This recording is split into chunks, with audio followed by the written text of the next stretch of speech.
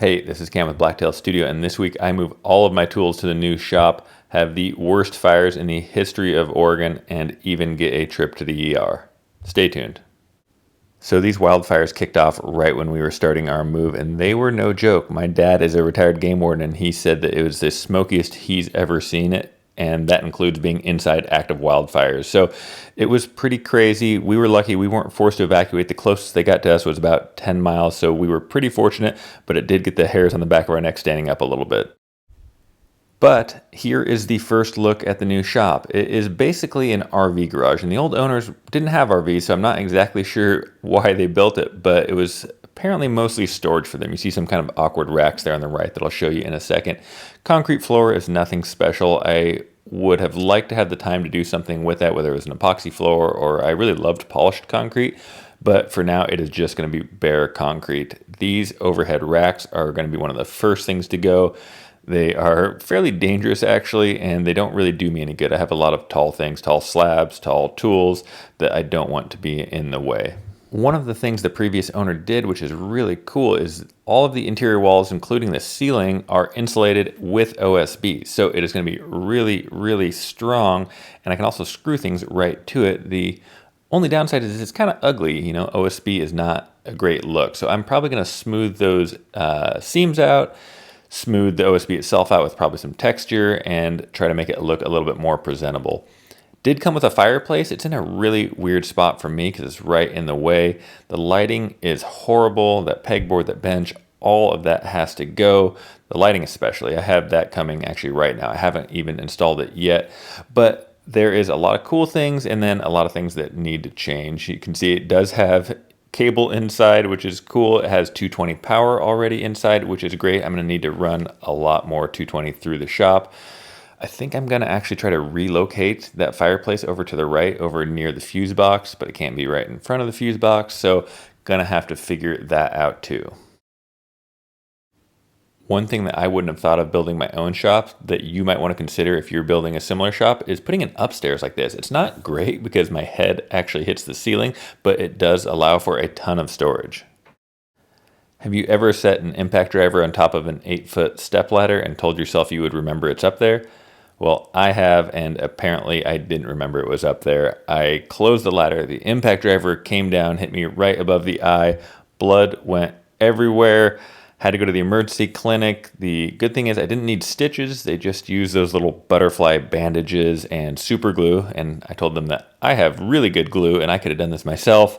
She said, please do not use your woodworking glue on your face, that's a really bad idea. So if you do get any bad wounds, apparently don't use the same glue that we use on wood tables on your face. This shop is about 1,300 square feet, which if you remember my old shop is actually almost the exact same size. The problem with the old shop was I had to share about a third of it with my wife's car. So this entire 1,300 square feet is all mine, and my wife actually brought up this idea, which made me pretty excited, is there is room to expand this shop eventually, which I would be all in on. I think we could probably add about 1,000 feet, so I would think that 2,300 feet should be enough shop for a one-man operation to last a long, long time.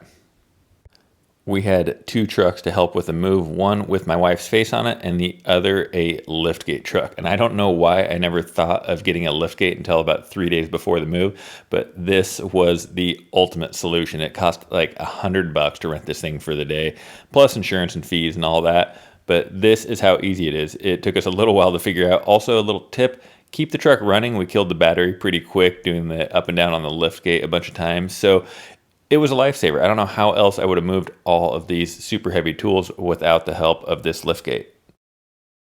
It was nice that pretty much all of my heavy tools are on a mobile base. I do have the air compressor and dust collector that you'll see here in a little bit that were a little bit trickier to move. Also my workbenches that were too large to fit on a liftgate. I'll show you how to do that.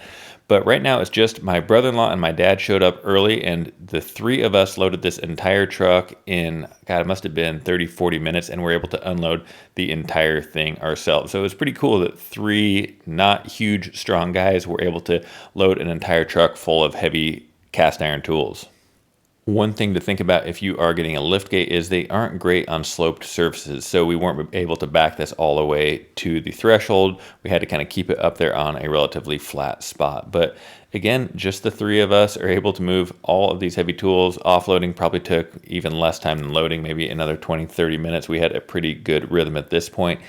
Back at the old house, moving the air compressor wasn't too bad. We were able to get it on a dolly, kind of had to walk it out the door. Put it up on this old beat up dolly and had a couple guys help now. I think this is where the rest of the help started to show up. We are moving my giant Oneida dust collector. I had it pretty well disassembled, but I didn't want to take it all the way apart. We still have the motor attached and it worked pretty well. We had, I think, a couple blankets and soft things on the bed of the truck so we could set it down nice and easy. But yeah, nice to have the help. Definitely don't need a mobile base for a dust collector because hopefully at the next shop, it's not going to be going anywhere for a long, long time. Two items that I was fairly nervous about was my sheet good cart and my big 8-foot by 4-foot assembly table. And as it turns out, it really wasn't bad now that we had the help. We were able to just kind of keep a couple guys on one side, lower it down on the lift gate.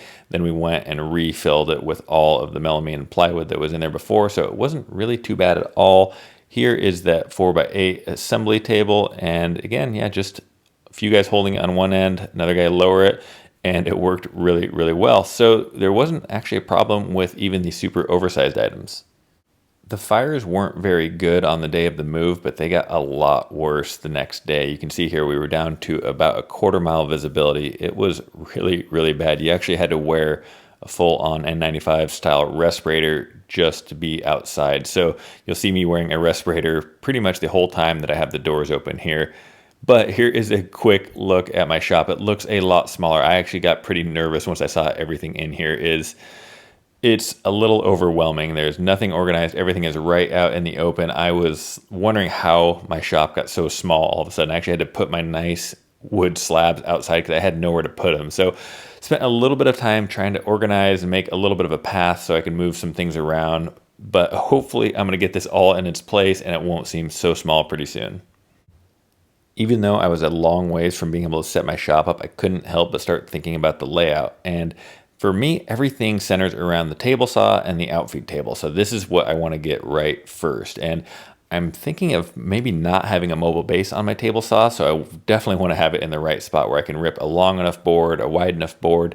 I'm thinking of that new SawStop sliding table, so I'm kind of measuring for that, and I want to make sure I could rip full 8-foot sheets comfortably front to back, but I also want to maximize the space between the outfeed table and the wall. So just making sure I'm going to be able to get all the objects, moving slabs around, things like that. If I have the planer there, is that going to be enough space? And that laser tape measure is a really good tool for that. I wasn't going to force all my family and friends to help me take apart all of the ducting that I had just put in, but I also wanted to make sure to save all this ducting because I spent probably about $900 just on all these fittings and pipe. Also, you might remember I installed some air recently, and instead of taking all the time of unbolting those and saving that last 2 inches, I just cut it off and I'll unbolt it later. So save some time because I really had a lot to do and did want to save all of the airlines because all those accessories, airlines, and fittings are actually pretty expensive when you add them all up. I'm not 100% positive I'm going to install these ceiling hoists at my new shop. If you follow my Instagram, you saw that I got a really, really cool new tool that you'll see a lot more in future videos though. All right, we are almost out of the shop. I just got a couple things left, like batteries for the yard equipment so I can still do some of that yard maintenance because we haven't sold the house yet. Anyway, if you want to buy a house, Southwest Portland, the huge shop, and a pretty cool house attached, shoot me a message or maybe I'll add a link in the description if it's still for sale. Anyway, lots going on. I'm gonna leave this for the new owners. Everything else I took, I got my mask on because it is still reported as the worst air quality in the world right now from these Oregon fires. So can't breathe too much of this. Anyway, ready to move on to the new shop. Okay, thank you all for making it this far in the video. I hope you enjoyed the moving day and shop tour. I have a ton more to come on this shop. So start your question or comment with the tool or the station you are most curious to see in the new shop. And that way I will know you watched the entire video and I promise I will answer all of your questions or comments first. Thanks so much. Please subscribe for more videos just like this one.